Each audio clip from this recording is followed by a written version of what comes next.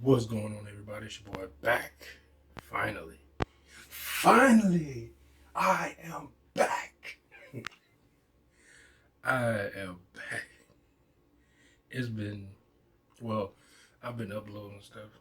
Like, I'm uploading my Harley Quinn reactions to the Harley Quinn cartoon show. I'm about finished. I'm getting ready to start reacting to season 2. Haven't reacted to anything that I've been planning on playing, doing some playthroughs of some games, or streaming some games, I should say. I don't know what it's like since my job closed down. I've just been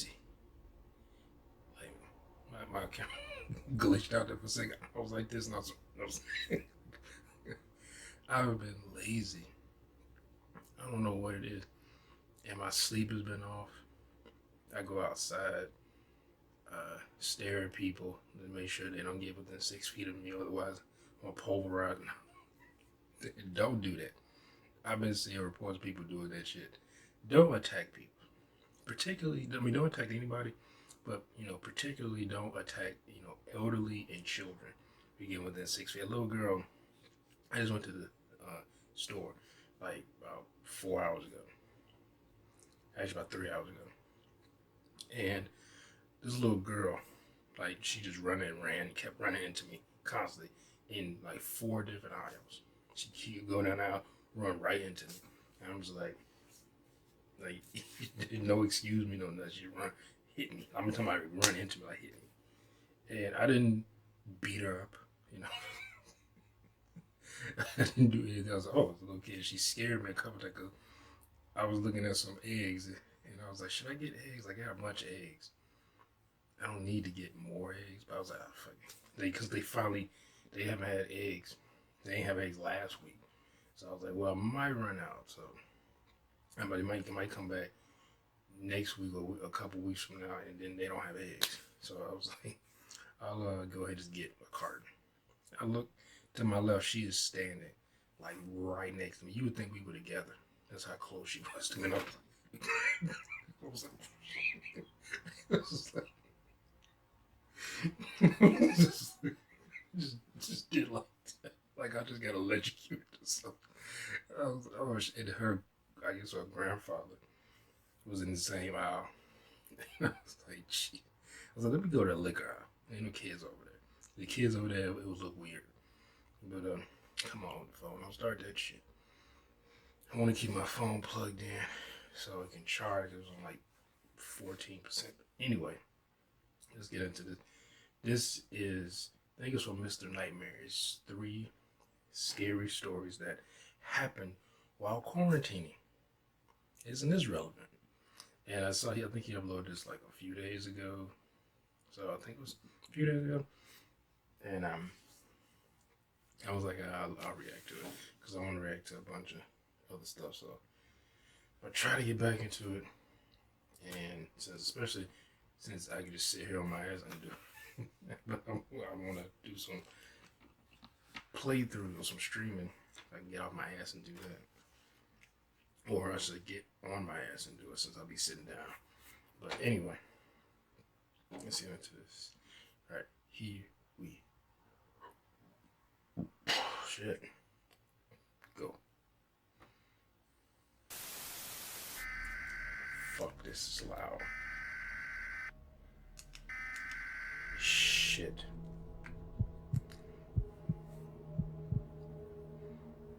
With all this quarantining madness going on because of COVID-19, Madness. my family and I have fled New York State to our Massachusetts lake house to avoid contact with other people. Well, it's good to have money. The lake, which I will not name for safety reasons, has a bunch of houses surrounding it, and in the summer months, it's full of boats and people barbecuing and drinking.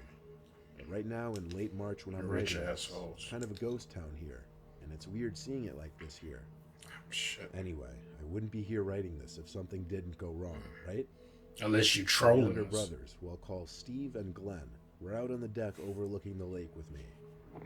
We were setting up the table for a game of beer pong, which we invited our dad to play with us so the teams would be even. The sky had reached that point after sunset where most of the sky was dark, but there was still that hint of orange on the horizon. The lake was calm and quiet, not a single boat, and all the neighboring houses seemed to be vacant. We're truly the only ones around still. Our deck Let has me a fire guess, pit, so we somebody's lit that for extra light as going well as heat around because it was robbing chilly. those houses. The four of us were playing a game of beer pong, when in the middle of it, Glenn grabbed his phone and lowered the music to his portable speaker. He and Steve turned around to look over the deck to the grass below. My dad and I went over to All see these what they were background looking noises at. creeping me out. Glenn said he heard something below us, and he could see someone walk under the deck. The deck doesn't have a stairway leading down. You have to go inside and downstairs to get down there. So my dad and I went downstairs and out the back door under the deck. There was nobody there.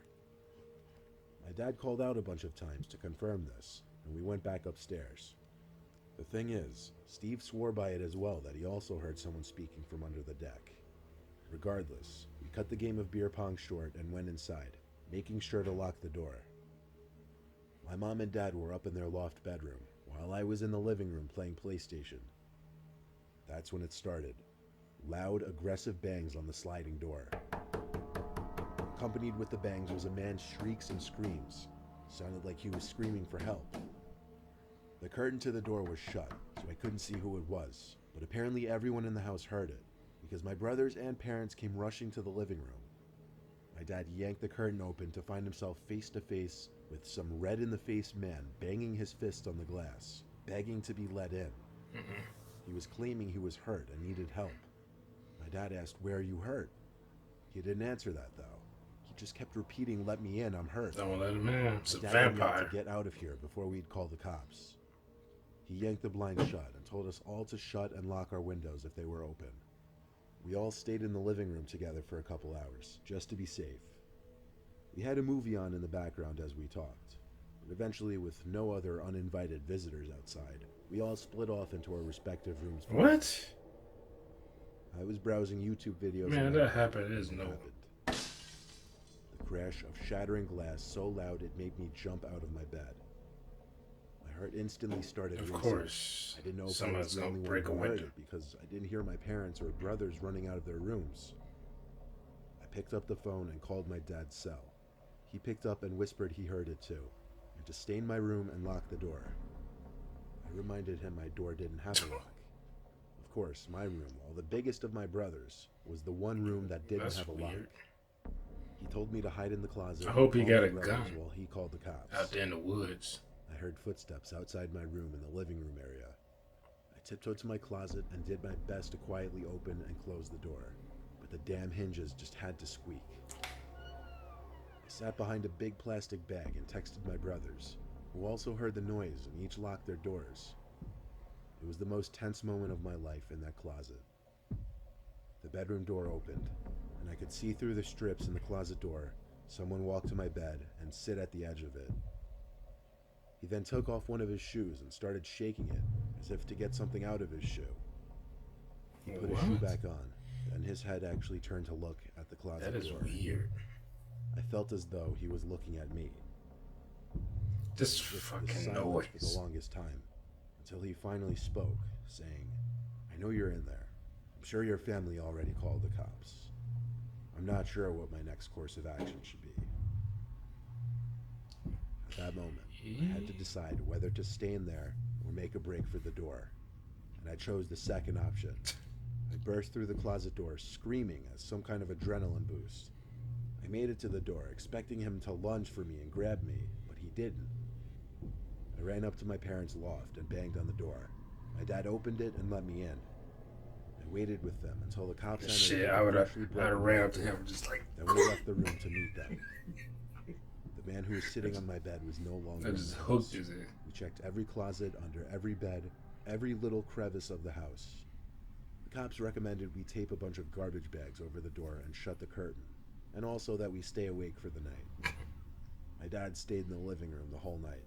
And first thing in the morning, he ran to Home Depot to buy a glass pane to fix the door. We're still actively quarantining in this house a week later. I'll send updates if the man Ooh, returns. that was some creepy shit. He just sat on in his bed, took his shoe off, had something in his shoe. He's like, "I know you in there. I don't know what I'm gonna do next." I've been staying in my apartment in the Jersey fuck? City during this coronavirus epidemic. My roommate has since gone home to Ohio to stay with her family during all of this, so I've been in the apartment alone. I've been mostly just watching new movies and shows. I try not to go out too much because my city is pretty bad right now. A couple days ago, I was running extremely low on food, so I had to make a mandatory grocery run. I went to the nearby Trader Joe's wearing a mask and gloves, which, including the insane line and limited stock, turned out to be a production. On my walk home in the dark, I realized the streets were even quieter than they were the last time I went shopping, just a week before. Suddenly, out from an alleyway, some guy wearing a mask and gloves approached me. He had a baby wrapped in a hoodie and small blanket in his hands. He seemed very sincere in asking me to let him take his son to my apartment real quick so he could change his diaper and feed him his food. He swore to me that he was clean, and that he really needed this favor for just 5 minutes. That it was an emergency. Hearing the baby's little cries, and the fact that this man even had a child with him and just seemed sincere, It's probably a tape recorder. I led him to my apartment building. It was only a short walk from there. We walked up the 3 stories to my apartment, and I let him inside, asking him to close the door behind 3 stories. him. I cleared a spot on the living couldn't room go table in. for him to change his child's diaper and whatever. When I turned around, the man was like pacing around, or more like snooping around, I guess. He went into my kitchen to do God knows what. He I got a called over to knife. him that I set up the table for him to use. He didn't answer. I started getting confused. You should be getting I went worried. to the kitchen and saw him looking around suspiciously. And what else I saw confused me. The man was standing with what I thought was his child, held in only one hand. It took me a second to understand. It wasn't a child. It was just some baby doll wrapped up in a blanket. Look, I'm assuming one of those realistic people are ones taking with advantage crying of this and moaning situation. noises. The man looked at me and pulled out a gun from his right pocket. That's where things went from 1 to 100 real quick. He looked at me with a gun aimed at me and said something along the lines of, "I'm gonna take what I want and you're gonna stay in my sight." Of course, I had to say okay with a gun aimed at my head. I wondered if it could be a BB gun with a tip painted black, but even if it was, I doubted I could overpower him. I couldn't risk it. The man pulled out a big black bag from his backpack and filled it with valuables, including my wallet, some of my roommate's jewelry, kitchen valuables, my brother's Xbox, which he lent me, and my iPad. It was sickening to watch, but I was the most scared of him pulling the trigger of that gun. He filled his bag and threw the fake baby in it as well. Then he left. I called the cops first thing. I They kicked came, his and I ass began down the contacting the stairs. building owner to see the CCTV footage from the halls. Of course, upon seeing the footage, it didn't help much. The man's face was covered by a mask, making it near impossible to even discover who he was. All I can do is urge everyone to be careful, not to trust anyone, and stay Yeah, indoors that until is. all this Yeah, is why over. would you do that? Like restaurants are letting people come in. You just got to be a certain amount apart. Some restaurants, anyway. And he could have used a Past bathroom, month, I've been quarantining in my apartment alone with minimal outside contact because or of just the take your virus. kid fucking home. My and apartment change is the that. downstairs floor of a 2-family house. The upstairs occupant isn't the landlord, he's just another tenant. I'm actually decently acquainted with the guy. His name's Rico. To be honest, he's a bit odd though. Of course, I hadn't seen Mario. Rico because I've been quarantining. I do still have to wake up early in the morning though for work, which I report to on my laptop now. A week ago, Rico started making a lot of noise one night. Late night, actually. I was in bed. It was like past 12. I had to be up early. And all of a sudden, I just start hearing constant thumping noises coming from the upstairs level of the house. It sounded like Rico was stomping around in boots or something. I waited for it to hopefully end eventually, but it just kept going on and on and on. Over 20 minutes of the stomping. I was so frustrated that I got up to knock on his door outside. I knocked a few times loud enough for him to hear. He never answered. I gave up and went back to my room though. Thankfully the noise had stopped. I wasn't sure if he heard my knocks and stopped because of that or what, but I didn't care much. I fell into a deep sleep for some time, till I awoke in my dark bedroom. The clock read 2:30 Didn't lock something. your door. I didn't know what exactly woke me up at first. Then I realized it must have been the fact that the room was cold. I I realized my window on the opposite side of the room was open about a foot. I knew for a fact I did not do that. I got up and quietly shut it, looking around my room paranoid. I checked under my bed and in the closet. No one there. It's not like anyone could fit through that opening in the window, but someone actually went out of their way to open that, and that terrified me. I did a scope of the place with all the lights on, and I could confirm there was nobody hiding inside, so I went back to bed with one eye open. Then the noises upstairs started again, thumping and stomping. I couldn't take this anymore. It almost sounded like he was hitting the floor with a hammer or something. I went up to his door again and pounded on it, yelling his name as well. Once again, no answer. I went back inside and grabbed my phone and dug deep for Rico's I thought you better say, grab my gun. Saved. It was buried in my text conversations somewhere. When I found it, I called him. He didn't pick up the first time or the second, but on the third time, he picked up sounding confused and like he had just been woken up. I said in a rather annoyed tone that he needed to stop making the constant noises. He asked what I'm talking about, and I explained the thumping noises. Then he dropped the bomb and told me, "Jared, I'm not in my apartment. I went home to stay with my family a week ago. Call the cops."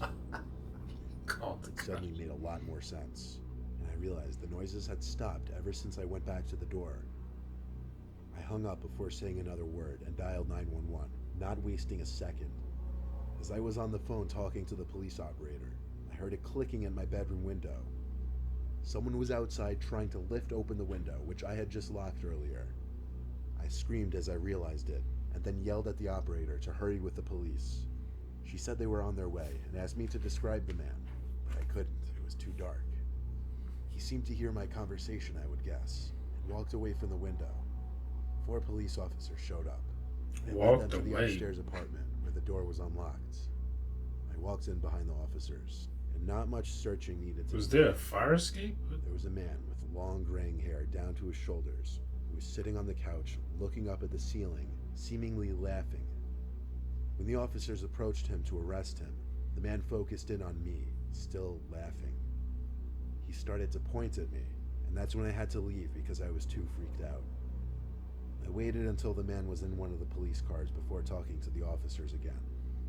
I locked Rico's door, and the cops just told me to keep a good eye on the place for the time being. Rico came back the following day to assess what was stolen. He has been staying upstairs since. Sheesh, what the fuck is up with these crazy motherfuckers? Like the second story with the guy just sitting on the bed and it's like, I know you're in there, but I don't know what else I'm gonna do. Like, am I gonna kill you?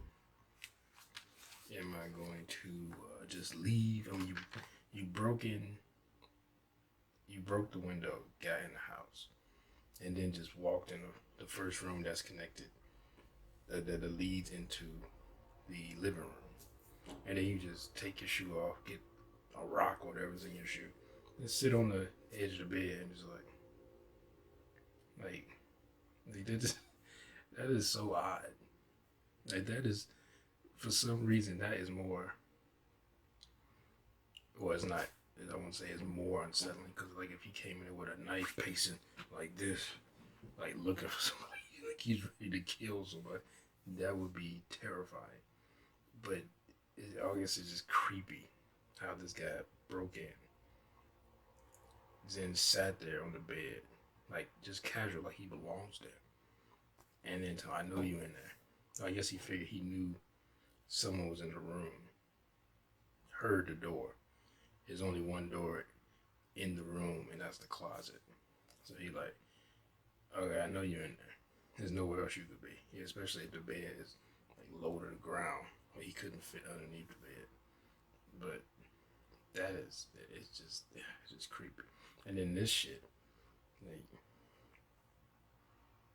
he could have probably got into this guy's house by waiting for the guy to knock. After he knocked on the door upstairs and then went back down to his room, he could have probably knocked on his door.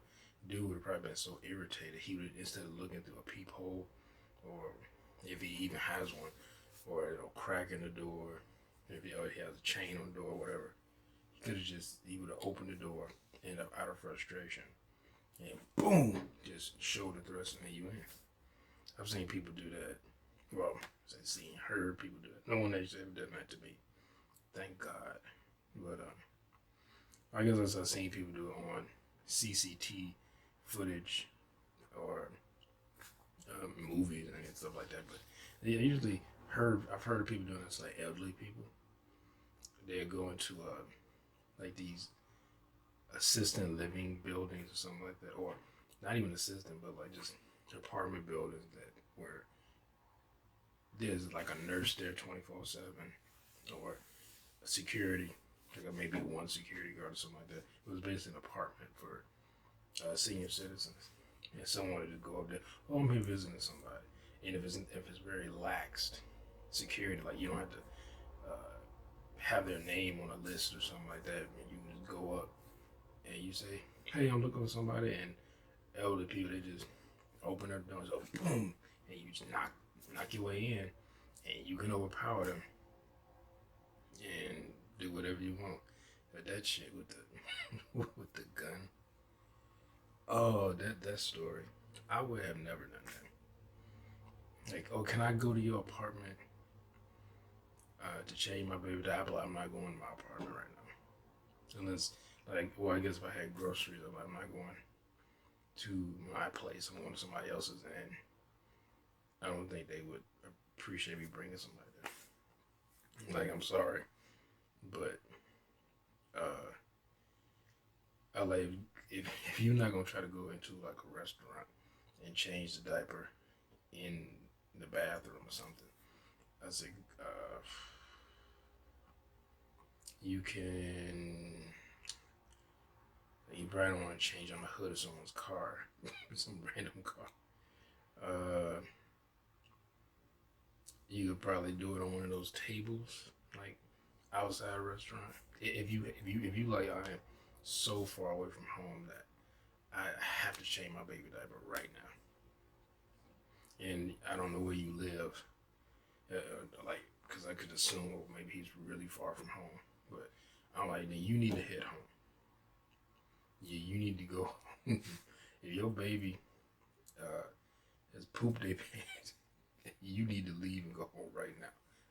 Yo, can I go to your apartment? Like, no. And you can't. I'm sorry.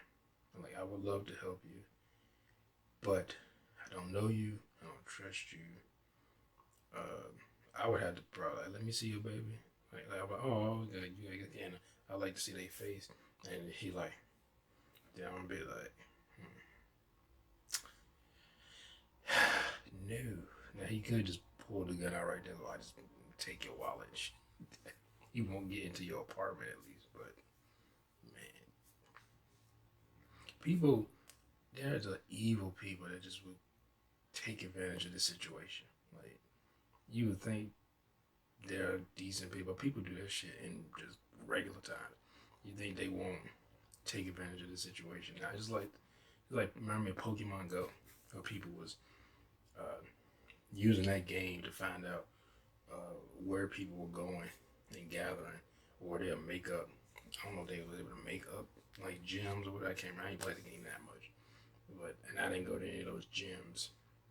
But you can go and try to get Pokemon in this remote place, and these people sitting there waiting for you so they can rob you and shit. Like, people, and they robbing like teenagers. They don't give a fuck. Like, give me your phone, you know. Oh, humans, right? But anyway, I hope y'all enjoyed my reaction. If you did, make sure to hit that thumbs up button down below. Make sure to subscribe if you're new here. Hit that bell if you want to be notified when I upload new videos.